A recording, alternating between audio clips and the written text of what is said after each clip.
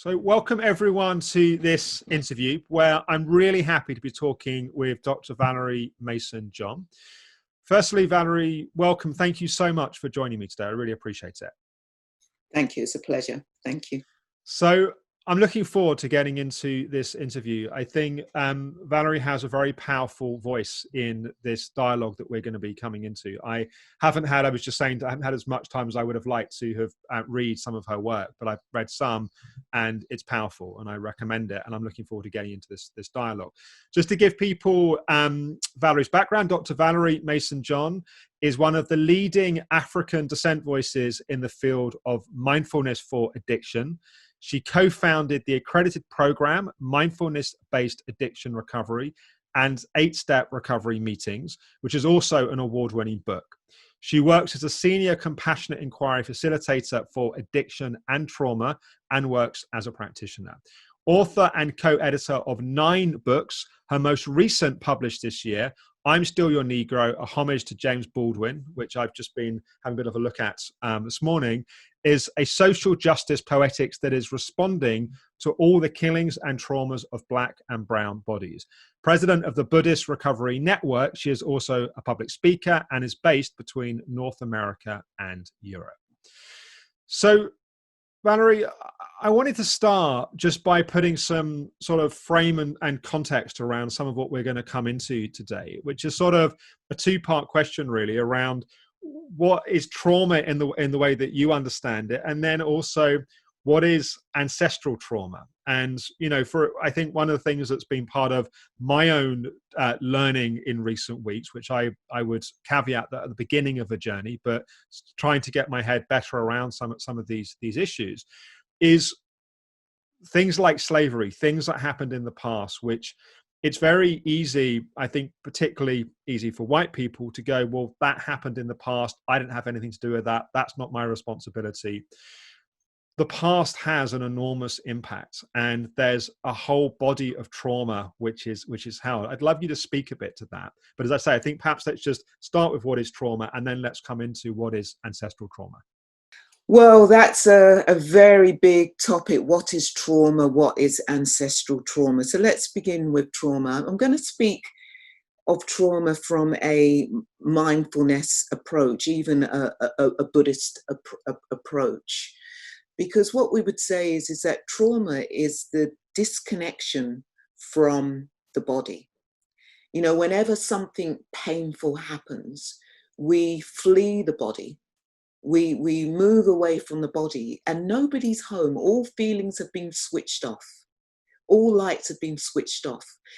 All sense doors have been closed down. And what actually happens is that with trauma, it's the disconnection from our direct experience, which on a particular level, it's natural for us to move away from painful experience. And the trauma happens after we move away from this painful experience, because what happens is that we don't come back to the direct experience. We don't come back to the body.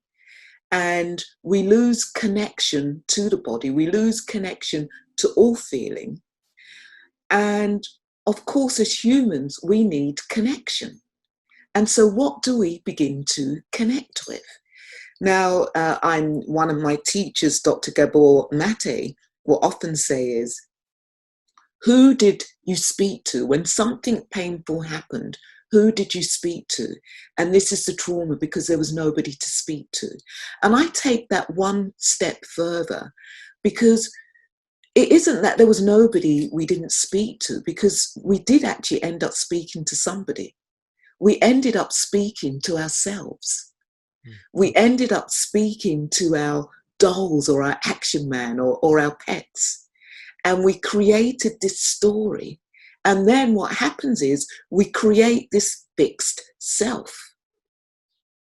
Yeah, and I want to say that again. What happens is we disconnect from our direct experience. We disconnect because things are always changing. And we connect to a story which becomes fixed. And we're still identifying with this story 10, 20, 30, 40, 50, 60, 70 years later. and the story hasn't changed. And that's the trauma. And what happens is that something will activate us, and the past comes into the present, and we're identifying with this story, the story that nobody loves me, the story that I don't belong, the story of I've been humiliated, the story I've been abandoned.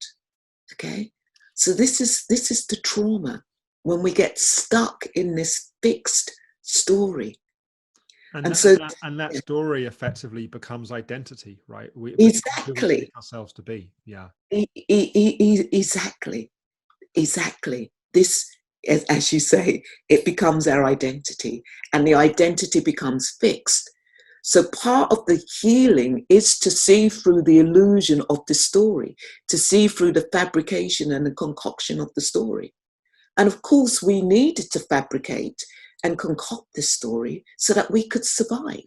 This is, when we talk about magical thinking, that's all what it's about. It's like, for a child, the parents split up, daddy leaves or mummy leaves, and the child tells themselves, daddy left, mummy left because of me. It was my fault. Yeah. Yeah.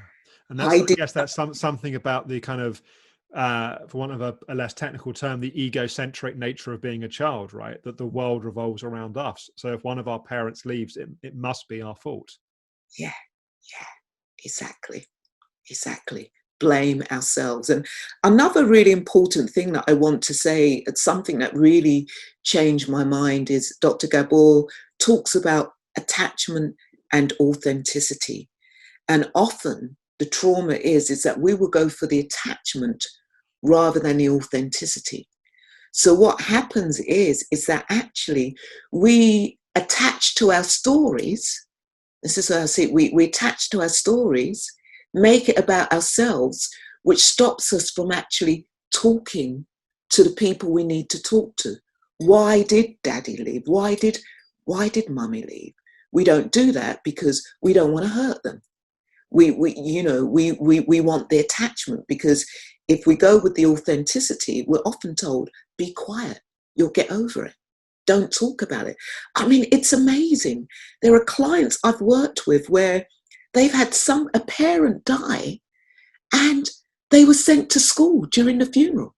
Wow. They didn't even get to go to the funeral. Wow. So what message are you giving this young person? Don't talk to us about it. Yeah. And so if you want that attachment, you don't talk about it. And then you can't be authentic, and you attach to these stories that become this fixed self, this identity. And we know things change. I mean, what happened 50 years ago is very different to what is going on in our lives now. Okay. So that for me is trauma. And of course, that story we have about what happened is often the story created from our perspective, taking, for example, childhood trauma, from the perspective of us, let's say, of 4 years old, which may be a fully accurate reflection of what happened, or it may be our individual experience of what happened. I'm thinking, like, for an example might be that a parent was unnurturing and unholding around our feelings and emotions. We learned that I'm not loved, but actually from the parent's perspective, they were going through a difficult personal time, and it wasn't about them not loving us, it was about them not being able to love, just to demonstrate love. So it's often, these stories are not always based upon the entire reflective truth of that instance. They're what we take from that instance. Exactly. And we often believe the story that harms us more. And that's the work of actually really what did happen, what could be the possible reasons why something happened. But we want to hold on to the story because it means we have to change. Mm. And we don't want to change. We don't like change. I mean, we've seen that during COVID-19. We don't want change. But I want to kind of begin to move towards this ancestral trauma. But before we move into this ancestral trauma, let's look at implicit trauma and explicit trauma, because there is trauma, of course, which is held in the body. Okay, it's definitely held in the body, and I'll give you an example from my own experience. I grew up in orphanages, and I never knew anything about my background at all. And one thing that I would have told you when I was in my early 20s or late teens is that, oh, my birthday, it's a difficult time, and it's a difficult time, and I'll get through it in January, at the beginning of January. And I would always, New Year's resolutions, January the 5th, January the 6th, that's when I would make a New Year's resolution. Also, when I started having relationships, they would end after 6 weeks. Okay. I got to read my records in my mid-20s. And when I read my records, I was separated from my biological mother at 6 weeks. Wow. And I was separated on January the 5th, January the 6th, it said in my records. Wow. So that's the implicit memory. Somewhere I had this knowing. I don't know. It was in the body. Yeah. And what a relief to be able to see that. It completely transformed my life. Yeah. It's almost like, and forgive me if I this isn't quite right, but what I'm sort of hearing you say is you took an implicit trauma and you made it explicit, that somehow you could make sense of something that was a trauma that was hard to conceptualize and make sense of. And somehow it sounds like that somewhat validated your experience, but it perhaps also helped you process and digest some of that experience. Exactly. And that's what we need to do to be able to heal from trauma. It is possible to heal from trauma. It is, but we have to come home to the body. And that's a very painful place to be, you know. Who wants to come home to the body? I mean, I just to let people know, I might say something which is a bit activating for people. But I was somebody who was sexually abused, physically abused. What did I do to cope with it? I split from the body. Mm. Yeah, there was nobody home. So I didn't have to feel anything.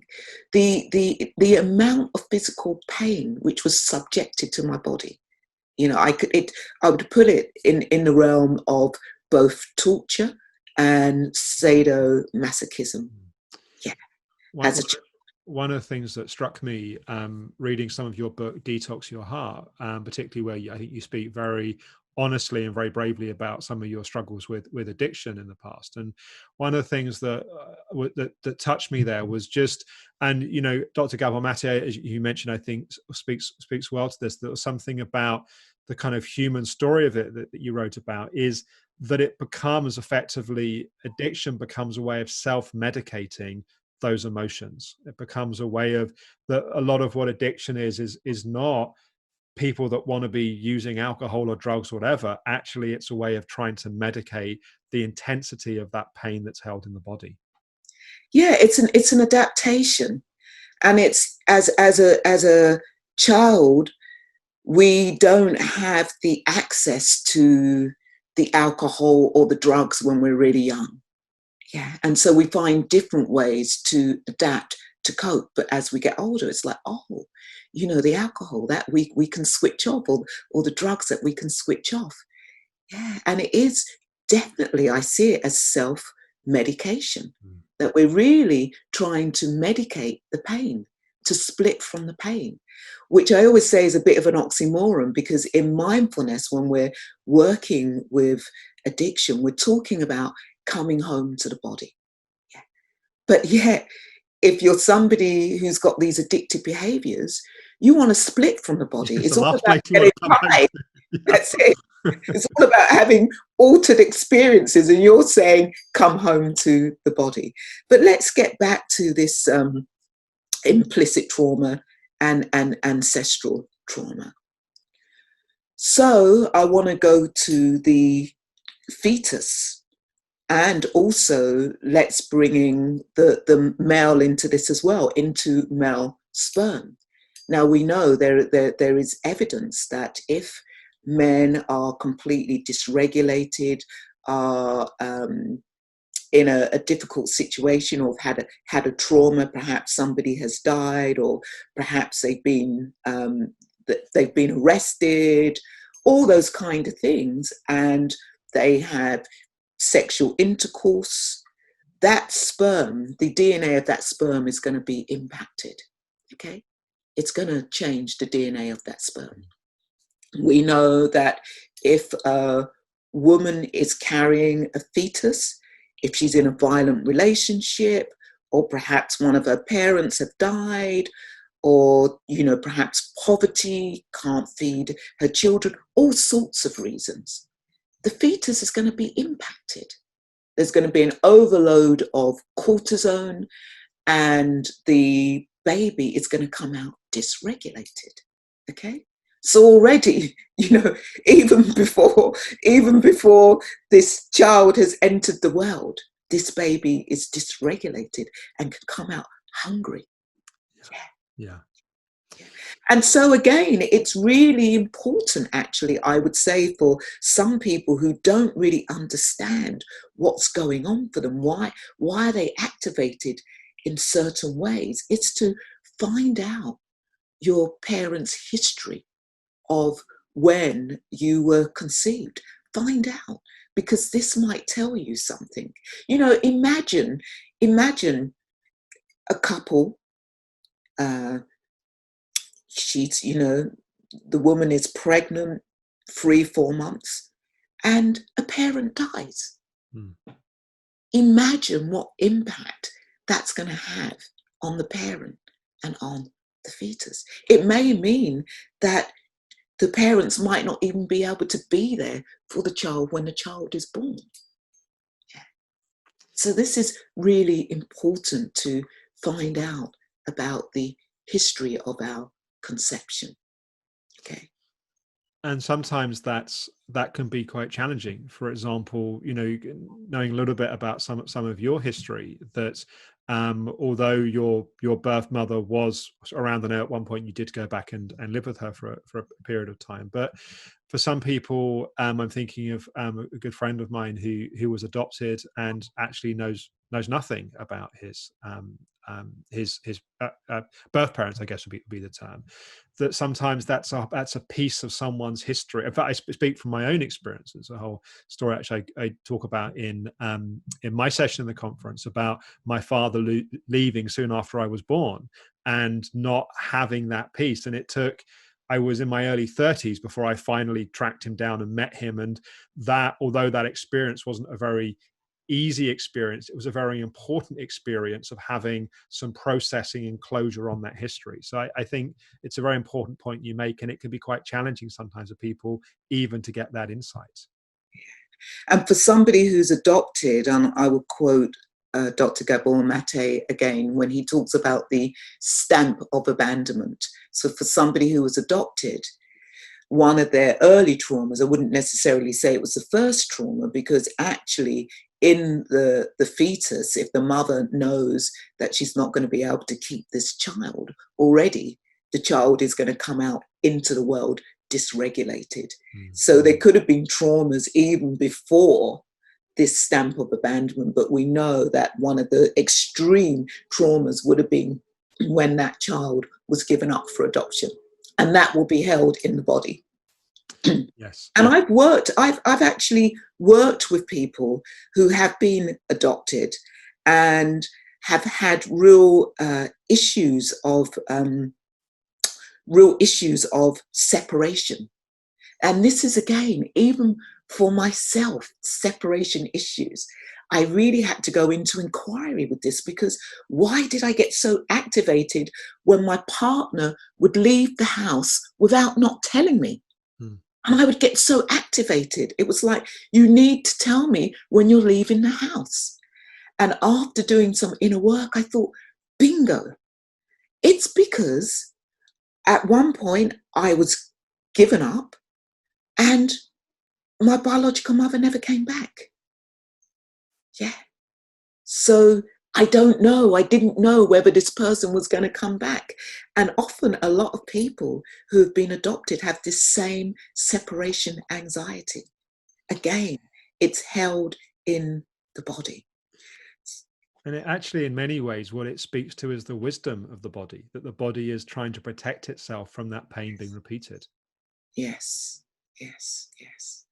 So let's talk about this ancestral trauma. Firstly, I want to quote from Resmaa Menakem. Yeah, and if you haven't read his book, Grandmother's Hands, please do. And I'm a bit dyslexic, so I'm not sure that I pronounced Resmaa Menakem's name correctly. So apologies if I haven't. But he talks about white supremacy is in our blood, literally, in our nervous systems. However light or dark our skins, we Americans must all contend with these elemental forces. Call it white body supremacy. And I would say that definitely that white supremacy lives in the blood of white British people. Yeah. White European people. So ancestral trauma. This brings me to the recent uprisings that have been happening. I need to pause. In fact, let's track back to 2016, because I would say that my most recent book, I'm Still Your Negro, homage to James Baldwin, was in response to what was happening in 2016, to Eric Garner's death, to Trayvon Martin's death. And it just seemed every day I was waking up to another black body being killed by the police or by white supremacy. And I just, it really had a visceral impact on my body. Let's track forward. I went to see Harriet, and I went to see Harriet with my white friend. And I as soon as Harriet came on, 5 minutes in, my whole body went into a crisis. I shivered and my teeth chattered throughout that whole film. Yeah. It was as if somewhere in my DNA, we talk about epigenetic trauma, cells were switched on, and there was a memory. There was a memory in this body, and I was completely distressed. Let's come a bit forward, rewind. And just, if I can just say, I think one of the things that is very important about what I think you're saying here is there's not just a socially constructed narrative and trauma that's here.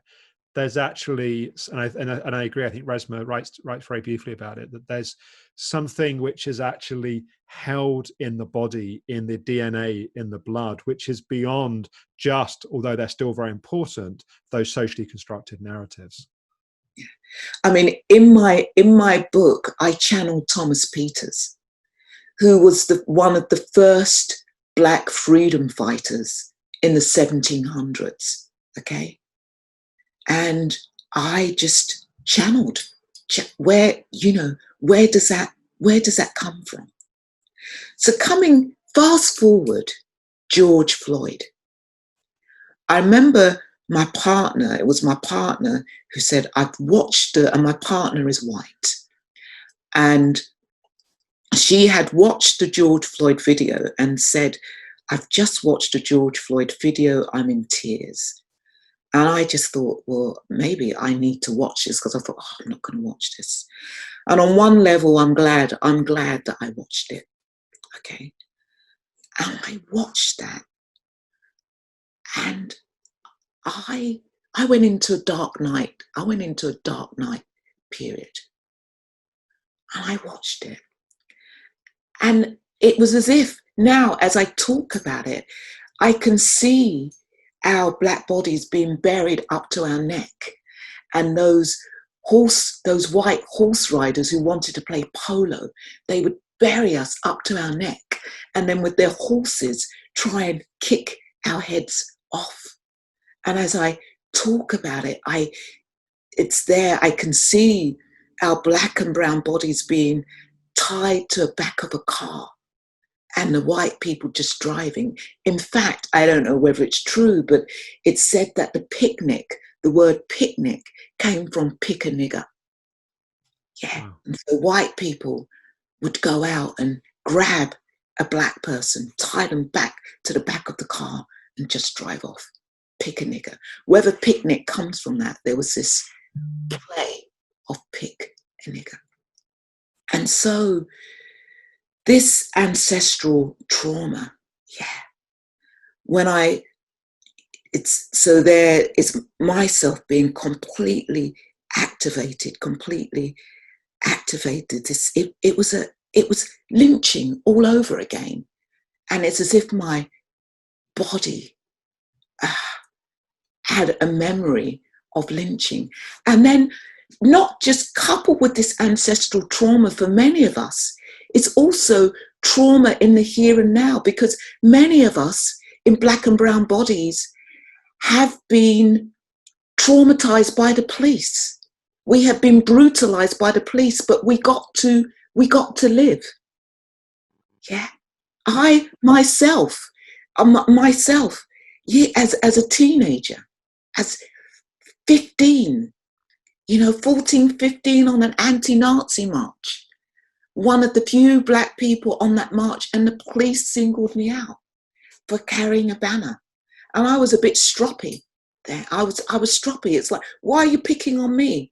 The only black person on the march. Why are you picking on me? All these white people. I got grabbed, thrown into a police van, taken into police station, and a woman ramming her hand up my crutch to see if there was dangerous weapons there.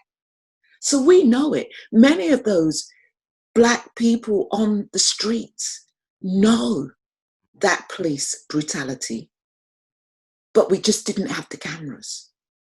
Okay, we know it. So it's not just this ancestral trauma that's activated us and got us on the streets. It's the knowing. We have that memory. There was something also that struck me in the, I think it was I read it in the foreword to I'm Still Your Negro, and it resonates something I'd read in some other places, that the effectively mass incarceration of particularly black men in the United States is its own modern form of slavery. Exactly. Yeah. I have to watch 13.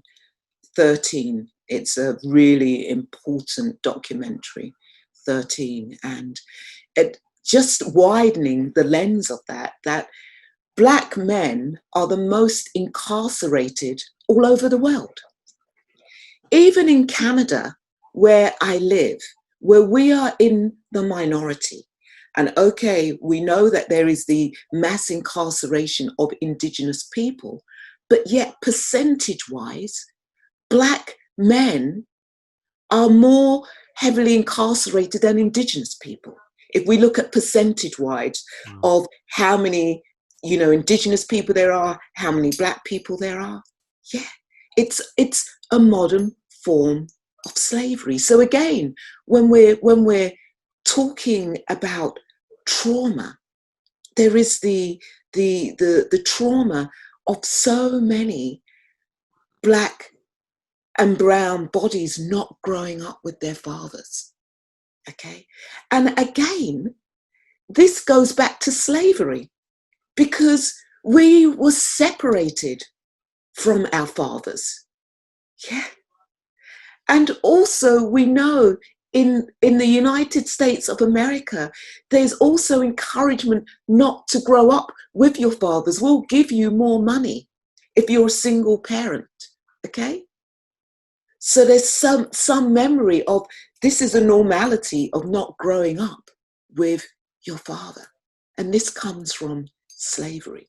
And I also, again, I want to talk about 12 Years a Slave.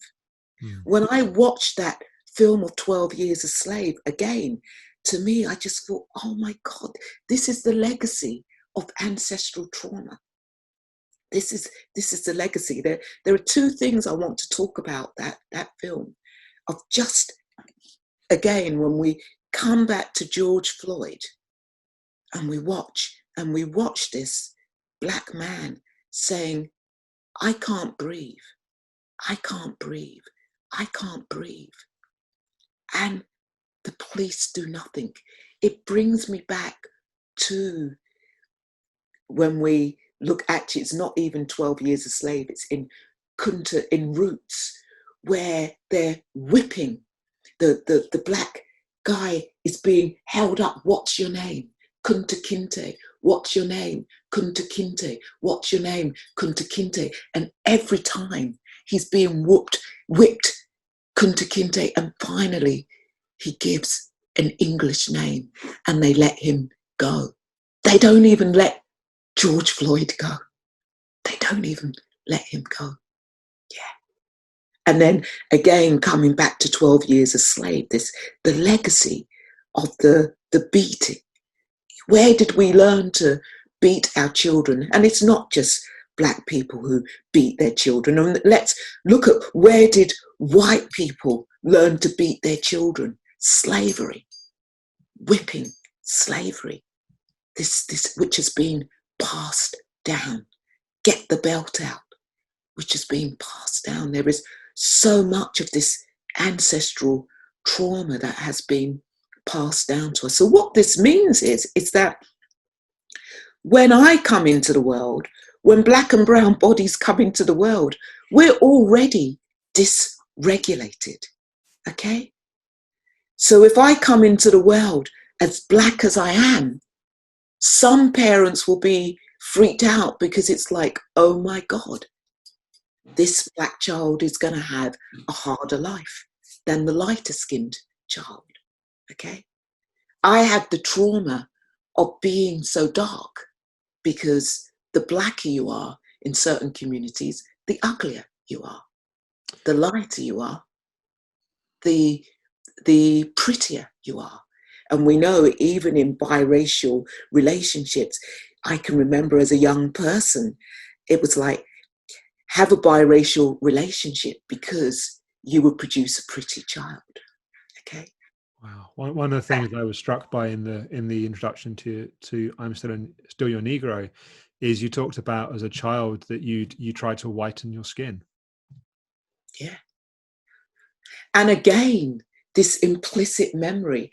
I must have been about 7 or 8, and I heard on the radio about a child trying to bleach their skin.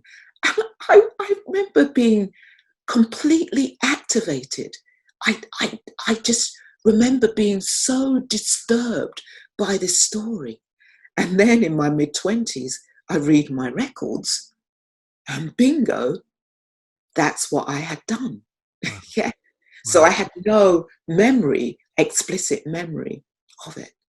So I want to come back to, again, there's so much to talk about this trauma, because as I said, I have a white partner. And after George, I was so glad. I actually said to my partner, I'm really glad that you're away working at the moment, because I lost faith in humanity, complete faith in humanity. But fortunately, I didn't get stuck in that trauma because I had people to speak to, okay? Because I really lost faith in humanity. It was like, how could I have slept beside my white partner? And also, it wasn't just white people. I was completely disturbed when I was watching that video, and in front of me, it was an Asian policeman. I remember thinking, but they're Asian. What's going on? They're Asian. And I lost faith for a moment. I disconnected. I had lost faith in humanity, which is why I went into this dark night period. But because I had people to talk to. I didn't have to talk to myself because I could process it, because there were things that I could do. I didn't get stuck in the trauma. Many people on the streets got stuck in the trauma. And that's why having support and community and sharing where someone is so important, right? Exactly. It's so important. And what just coming to the uprisings, as you say, sharing is so important. What we see is trauma bonding. On the street was trauma bonding. Yeah, and it's beautiful. Yeah, it is beautiful. That's what was happening. People completely disconnected from themselves, connected to the anger and the rage of 500 years, and also the rage, white people having the rage, because we live in a time when many white people have black and brown children. Okay, this is what was different, and this for me, one of the great shifts was the ally work of black, brown and white bodies being on the streets. And what we see is in that anger and rage, because I talk about the codependency of racism. Okay. And part of that codependency is that we've just gone along with the Confederate flag. Yeah, we've gone along. We haven't said much. We've gone along with some of these statues that have glorified racism. But what we saw was the destruction of the mythos. The destruction of the mythos. Seeing some of these statues tumbling. No more are we going to go for the attachment of being the good black person. And I was going to say the good nigger, okay? And I will say that. It's like born a nigger, always a nigger. It's like no matter what we do, we get the education. We get the education. We don't go into the life of crime. And yet we're still always a nigger on the streets. When we're on the streets, people see us as black. Okay. I think you're also something else that I am mindful of time, but I think it's a really, really, if you've got the time, I've got the time, but I think it's a really important piece I wanted to come to as well, which is, again, one of the things that I think is very powerful about what you're saying here, and also about what you're speaking to in I Am Still Your Negro, is there is so much also to be proud of. That as much as ancestral trauma is enormous in its impact, it doesn't mean that one has to discard their heritage and so much that there is to be proud of. And I'd love you to speak to that as well. Yeah, thank you for raising that, because I'm actually editing a book on African wisdom. And I'm just in the process of that. And for me, I do talk about this ancestral wisdom. Okay. Yeah. Let's call in our ancestors.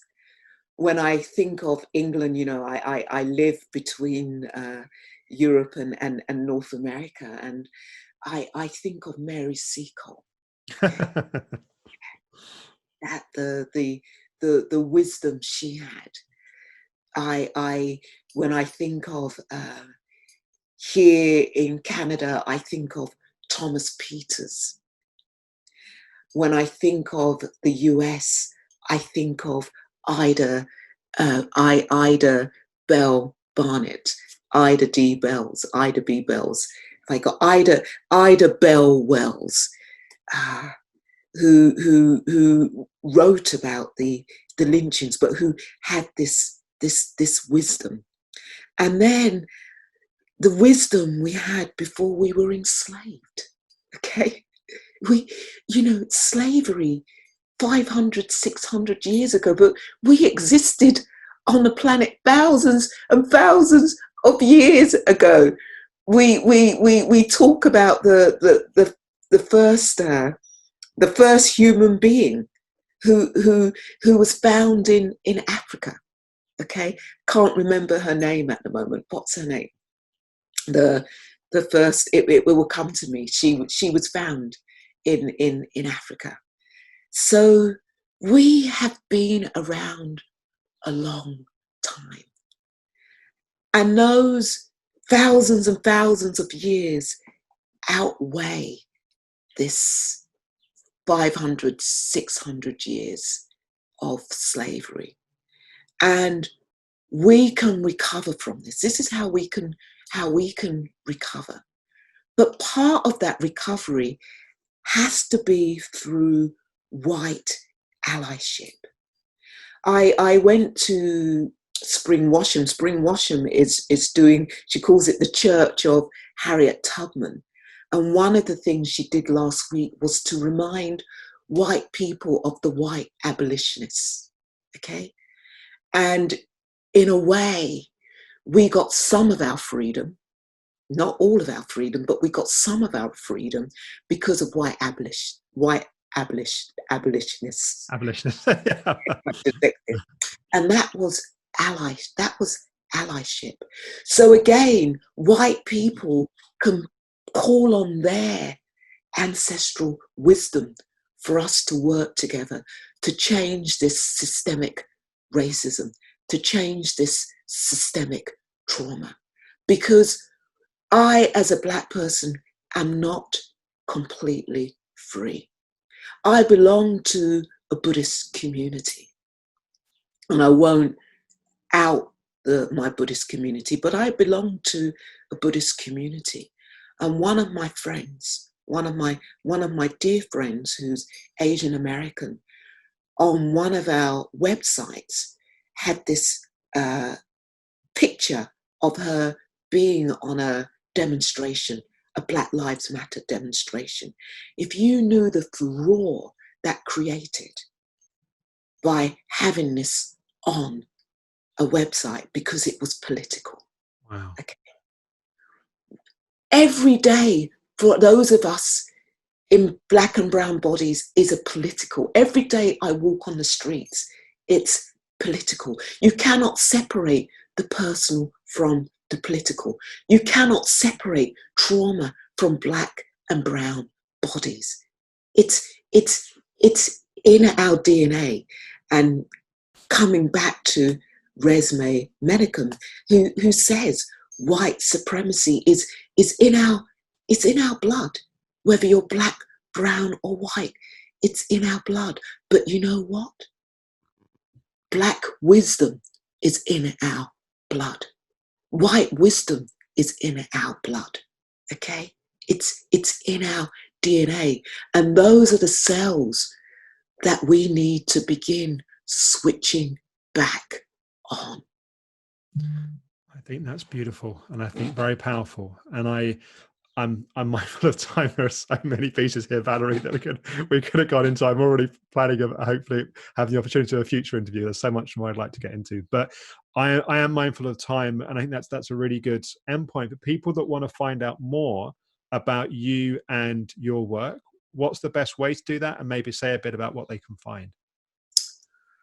My website would be the easiest place to find me, which is www.valeriemason-john.com.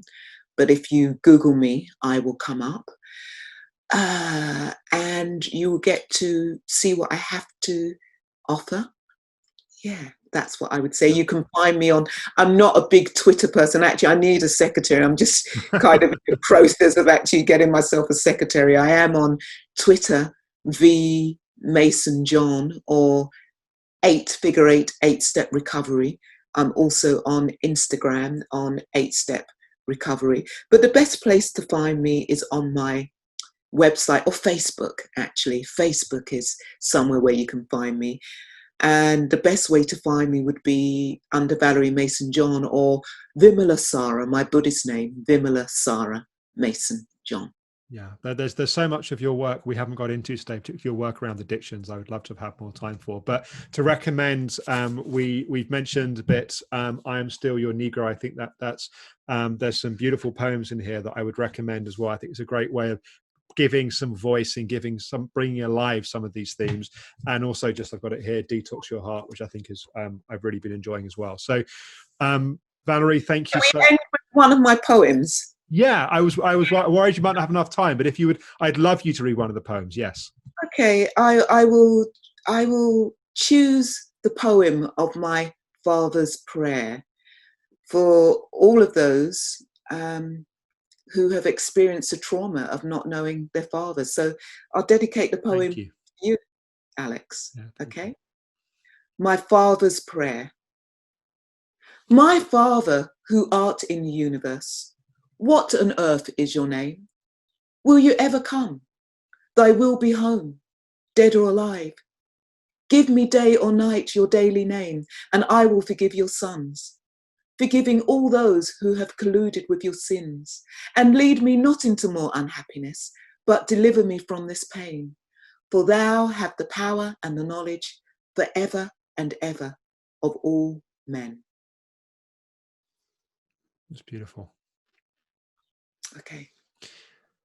And that's a great place to finish. I wish we had more time. Dr. Valerie Mesa, John, thank you so much for today. I think it's been. I love the way that you kind of break things down into very simple ways, but you also bring a lot of kind of passion and heart to it. It was really great. Thank you.